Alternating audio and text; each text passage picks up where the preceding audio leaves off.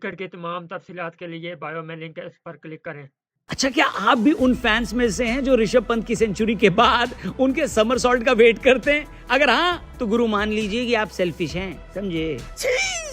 Hello hi नमस्कार, crico देख रहे हैं आप। मेरा नाम है रौनक और अभी जो मैंने कहा वो इसलिए कहा क्योंकि पंत के भयानक कार एक्सीडेंट के बाद जिस डॉक्टर ने उनका इलाज किया, उनका मानना है कि ऋषभ को समरसॉल्ट जैसे सेलिब्रेशन से बचना चाहिए, क्योंकि ऐसा करना उनकी बॉडी के लिए रिस्की हो सकता है। ऋषभ का इलाज करने वाले डॉक्टर पादरीवाला का कहना है कि इस तरह की हरकत पंत के घुटनों और कमर पर एक्स्ट्रा प्रेशर डाल सकती है, जिससे उनके पहले से कमजोर जो जोड़े हैं उनको नुकसान पहुंच सकता है। डॉक्टर पादरीवाला वही डॉक्टर साहब हैं जिन्होंने दिसंबर 2022 में पंत की सर्जरी की थी। और जब आपका डॉक्टर ही ऐसा कह दे दोस्तों, तो फिर तो उनकी बात माननी चाहिए कि नहीं माननी चाहिए, बताओ? ये भी ठीक है। वैसे पंत किसी की सुनते कहाँ हैं? वो तो जो करना चाहते करते रहते हैं। वैसे पंत के पास शतक लगाने के बाद सेलिब्रेट करने के और भी तरीके हैं, लेकिन उनके शतक के बाद टीम इंडिया के कोच ने उन्हें क्यों सेलिब्रेट नहीं किया, इस पर जनता ने कहा कि ये क्या तरीका है, ये गड़बड़ है बाबा। एक्चुअली लीड्स टेस्ट में मिली 5 विकेट से हार के बाद जहां भारतीय फैंस मायूस थे, वहीं थोड़ी सी खुशी हमें इस बात की थी कि भैया ऋषभ पंत ने दोनों पारियों में शतक जमाकर फॉर्म में वापस लौट आए हैं। मगर मैच के बाद भारत के पूर्व कप्तान अजय जडेजा ने एक पुराना किस्सा दुनिया के सामने रखकर फैंस को सोचने पर मजबूर कर दिया कि कहीं ऋषभ और गंभीर के बीच तालमेल गड़बड़ तो नहीं है।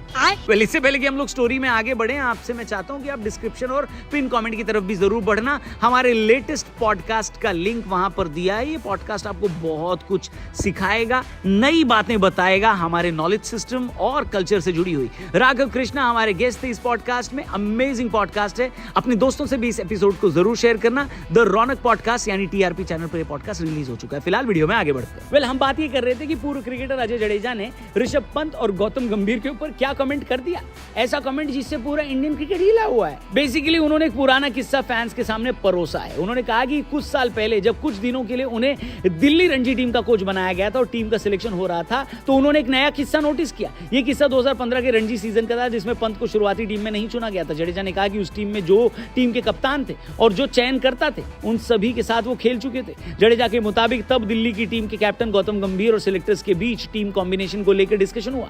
जडेजा ने बहुत कोशिश की कि टीम में ऋषभ को लिया जाए। सिलेक्टर्स भी ऋषभ को टीम में लेने के पक्ष में थे, लेकिन गौतम ने बतौर कप्तान ना कर दिया, मना कर दिया और ऋषभ को दिल्ली की टीम में नहीं लिया गया। जडेजा ने कहा कि उन दिनों वो कोच थे, तो उन्होंने ऋषभ पंत से कहा कि उनका सिलेक्शन भले ना हुआ हो, लेकिन रणजी ट्रॉफी की प्रैक्टिस में वो आ सकते हैं। इस पर पंत ने अजय जडेजा को बोला कि भैया रहने दीजिए ना, जब उनको मेरी जरूरत होगी तो वो मुझे घर से बुलाएंगे। अजय जडेजा ने बोला कि पंत ने ये बात फुल कॉन्फिडेंस और पेशेंस के साथ बोली थी और उनको ये समझ में आ गया था कि ऋषभ पंत में टैलेंट भी है और कॉन्फिडेंस भी और पेशेंस भी है। जहां तक अभी की बात है तो देखो, गौतम गंभीर और ऋषभ पंत के बीच कोई टकराव तो नहीं है, क्योंकि देखा जाए तो टीम इंडिया अभी बदलाव के दौर से गुजर रही है और गंभीर उस ट्रांजिशन को दिशा देने की कोशिश कर रहे हैं। जब विराट और रोहित ने टेस्ट से संन्यास लिया तो क्रिकेट के सबसे बड़े फॉर्मेट में शुभमन गिल को कैप्टन और ऋषभ पंत को उप कप्तान बनाया गया और इसका समर्थन खुद गौतम गंभीर ने किया था। यही नहीं, गौतम गंभीर ने साल 2021 में गाबा में मिली हिस्टोरिक टेस्ट विन के बाद ऋषभ पंत की खुलेआम तारीफ भी की थी। आईपीएल 2018 में गंभीर ही दिल्ली कैपिटल्स के कप्तान थे, जिसमें ऋषभ पंत ने 618 रन बनाए थे। ये किसी भी आईपीएल सीजन में ऋषभ पंत का सर्वश्रेष्ठ प्रदर्शन था। ऐसे में गंभीर वर्सेस पंत का कोई लॉजिक तो दिखता नहीं है। क्या समझे? आपका इस पर क्या कहना है कमेंट करके जरूर बताना। क्या ये सिर्फ मीडिया गॉसिप है या फिर लोग यहाँ वहां की सिर्फ बातें करते रहते हैं? जो भी आपको लगे कमेंट करना और जाने से पहले हमारे द रौनक पॉडकास्ट यानी टीआरपी चैनल को भी जरूर सब्सक्राइब करना, जहां पर हमारा लेटेस्ट पॉडकास्ट रिलीज हो चुका है। कल्चर के बारे में, इंडियन नॉलेज सिस्टम के बारे में इतनी इंटरेस्टिंग बातचीत शायद ही कभी आपने सुनी होगी। बहुत कुछ सीखने को मिलेगा, जरूर देखना उस पॉडकास्ट।